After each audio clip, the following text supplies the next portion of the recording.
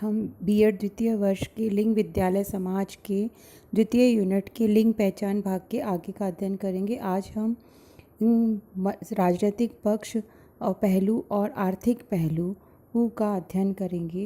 राजनीतिक पहलू में जैसा कि हम जानते हैं कि भारतीय समाज जो है विविधताओं से भरा हुआ है। इसमें विभिन्न जाति, धर्मों, वर्गों और लिंगों के लोग रहते हैं और उनको सबको अपनी पहचान मिलना एक चुनौतीपूर्ण विषय है।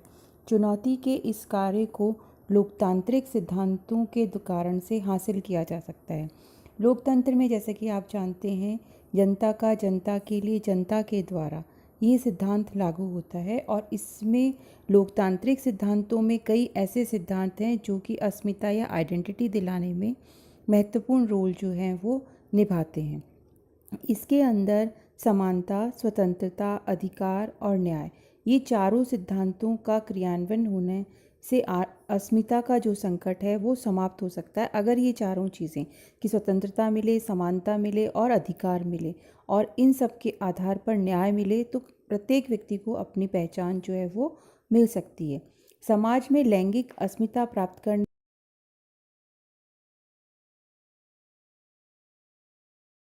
3 राजनीतिक कारण हो सकते हैं।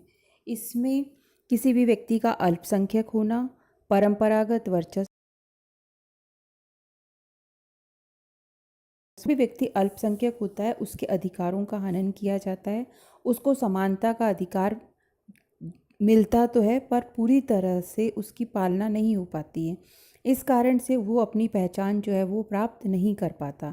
और ये जो 3 कारण हैं, अल्पसंख्यक होना, परंपरागत वर्चस्व होना और किसी को विशेष अधिकार मिलना, अगर इनमें से कोई एक, दो या तीनों कारण के कारण भी अस्मिता या आइडेंटिटी जो है वो संकट में पड़ सकती है।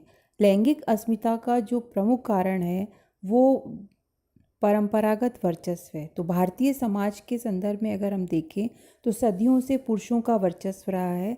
इसके कारण ये एक परंपरा का रूप ले चुका है, जिसमें जेंडर आइडेंटिटी के मार्ग में सबसे बड़ी बाधा है। इसमें जो परंपरागत वर्चस्व है उसमें पुरुष प्रभुत्व समाज के अंदर जो विभिन्न कार्यों का वर्गीकरण जो है वो भी स्त्री और पुरुष के आधार पर ही दिया जाता है और एक काम में स्त्री और पुरुष दोनों समानता की स्थिति में काम करते हैं तो भी उसके कार्य के वर्गीकरण के बाद उसका जो योग्यता और बुद्धि के आधार भी पर उसका आकलन जो है वो अलग अलग प्रकार से किया जाता है। महिलाओं में समानता और स्वतंत्रता का अधिकार जो है वो धीरे धीरे लुप्त होता जाता है। तो लैंगिक असमानता का ये एक प्रमुख कारण जो है वो बन जाता है और इस अस्मिता को वास्तविक अर्थ यही होता है। हम ये कहते हैं कि लैंगिक अस्मिता जो है वो कहीं लुप्त हो गई है, फीकी हो गई है, कहीं ख़त्म नहीं हुई है, क्योंकि वास्तव में ये है कि आइडेंटिटी जो है वो कहीं जाती नहीं है, वो कम हो जाती है, फीकी हो जाती है। इसी प्रकार से महिलाओं की या जेंडर आइडेंटिटी है उसमें भी ये होता है कि महिलाएं जैसे ही शिक्षित होती हैं, समाज में उनको स्वतंत्रता प्राप्त होती है, समानता मिलती है और वो अपनी पहचान को पुनः हासिल कर पाते हैं। इस प्रकार से स्वतंत्रता, समानता, अधिकार, ये 3 चीज़ें प्राप्त हो और इनके आधार पर न्याय प्राप्त हो तो आइडेंटिटी जो है वो प्राप्त की जा सकती है। अगला जो पहलू हमारा है वो है आर्थिक पहलू। आर्थिक पहलू में सदियों से महिलाएं जो है आर्थिक क्षेत्र के अंदर डायरेक्ट रूप से कोई संबंध जो है वो नहीं रखती हैं, परंतु वो इनडायरेक्ट वे से बहुत सारे कार्यों के अंदर जुड़ी।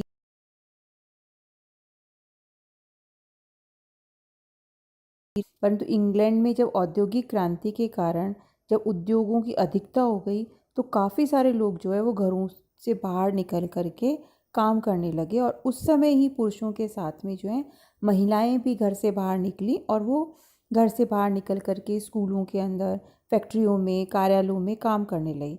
तो आर्थिक आवश्यकताएं जो हैं वो और शिक्षा में वृद्धि, शहरीकरण का दबाव, ये कुछ कारण हैं जिसमें और परिवारों का एकल प्रकृति का होने के कारण महिलाओं ने अनेक कार्यों के अंदर पदार्पण किया है और भारत में महिलाएं औपचारिक और अनौपचारिक रूप से विभिन्न क्षेत्रों के अंदर काम करती हैं। इनमें हमने देखा कि अनौपचारिक साधनों के अंदर जैसे आप देखते हो कि महिला खुद अपने घर में ही बहुत सारे काम करती है।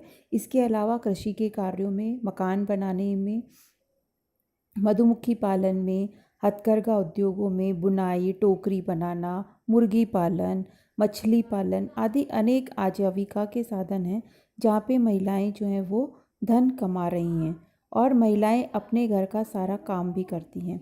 औपचारिक क्षेत्रों के अंदर जैसे स्कूल, बैंक, कॉलेज, ऑफिस, अस्पताल, औद्योगिक भवन आदि में भी काफ़ी सारी महिलाएं जो हैं वो कार्यरत हैं। महिलाओं को बीमारी के कारण विभिन्न सुविधाएं भी इसमें प्रदान की जाती हैं, जिसमें उनको छुट्टियां दी जाती है, मातृत्व छुट्टी दी जाती है, मेडिकल सुविधाएं प्रदान की जाती हैं।